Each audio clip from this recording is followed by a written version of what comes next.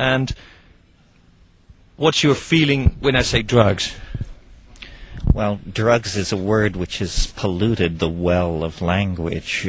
Part of the reason we have a drug problem is because we don't have an intelligent language to talk about substances, plants, psychedelic states of mind, sedative states of mind, states of amphetamine excitation.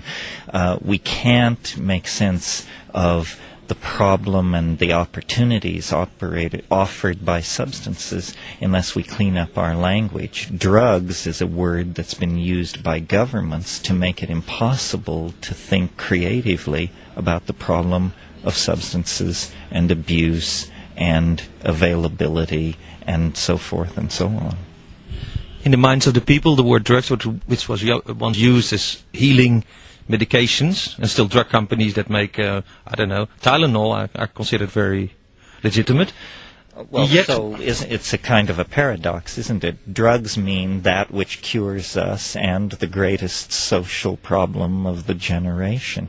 So there, right there, you see the schizophrenia involved in thinking about drugs. Apparently there are good drugs sanctioned by science and medicine, and bad drugs used by brown people in strange rites and growing in unusual plants in distant parts of the world.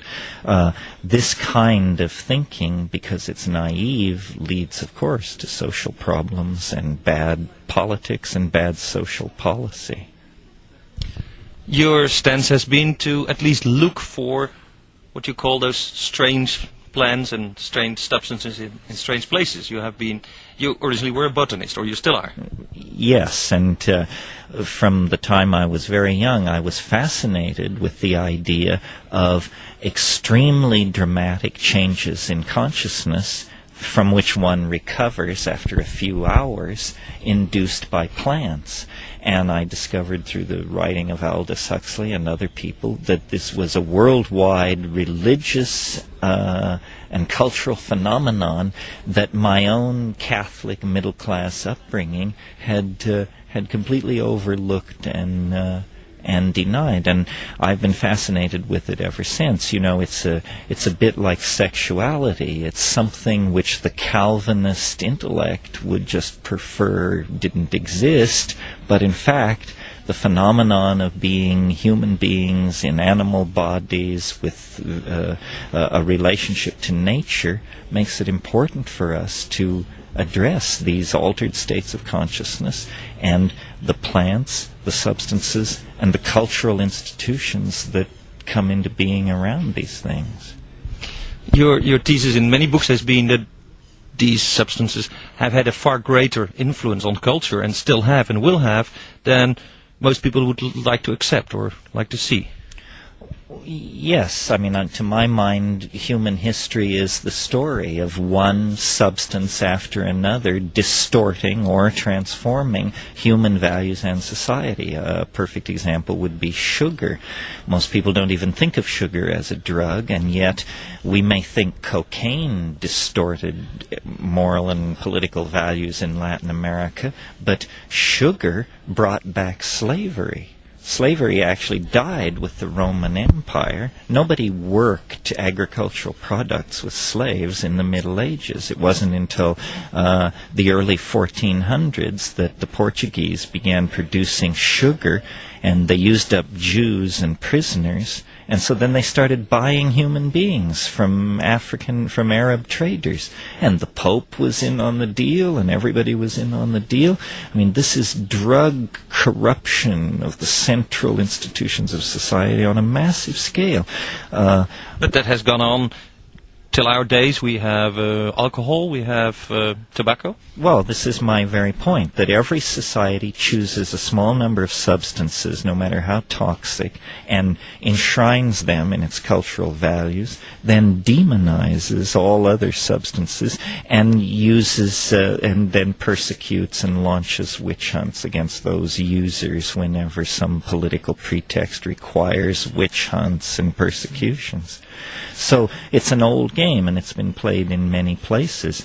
Hopefully, part of the advancement of society toward ideas of universal human rights and that sort of thing, it certainly must include the idea of the universal human right to take responsibility for and to alter your own state of consciousness as you see fit. I don't think we can even pretend that we are on the edge of a civilized dialogue until we grant that people's minds, like their bodies, must be a domain free from government control. In American law, we have the notion of life, liberty, and the pursuit of happiness. If the pursuit of happiness means anything, it must mean the right to use and experiment with substances and plants.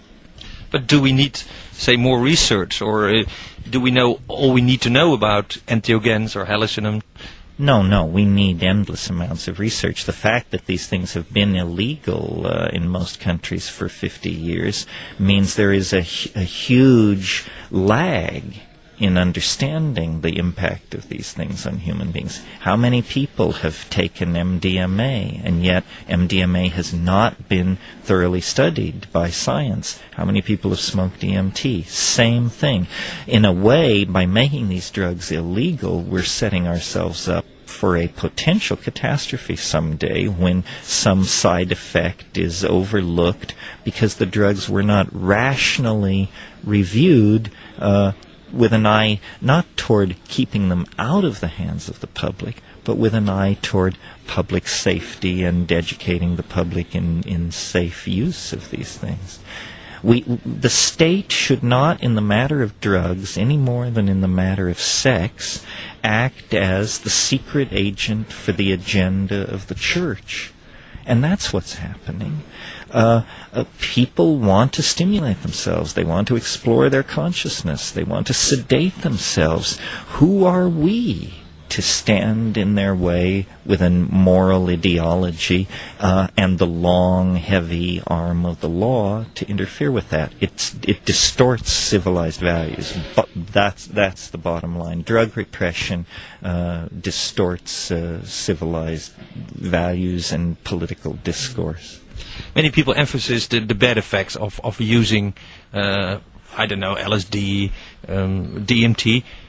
Do you think there are positive effects in general, and are there positive effects that are yet to be discovered?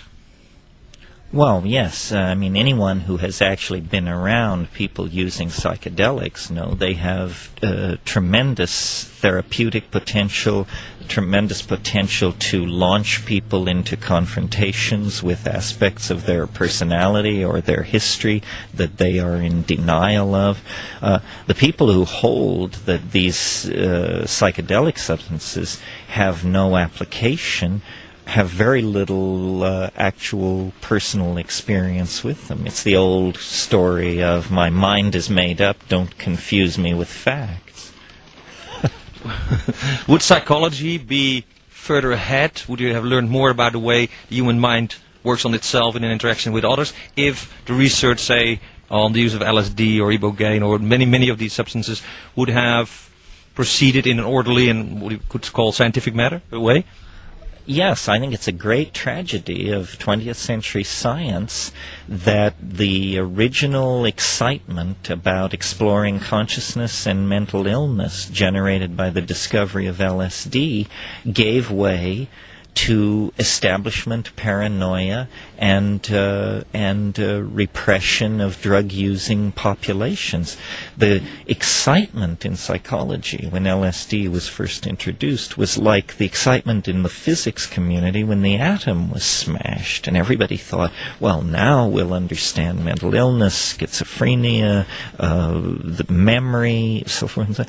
And instead, the government lost its nerve because it saw that these substances have a potential for deprogramming people to institutional values.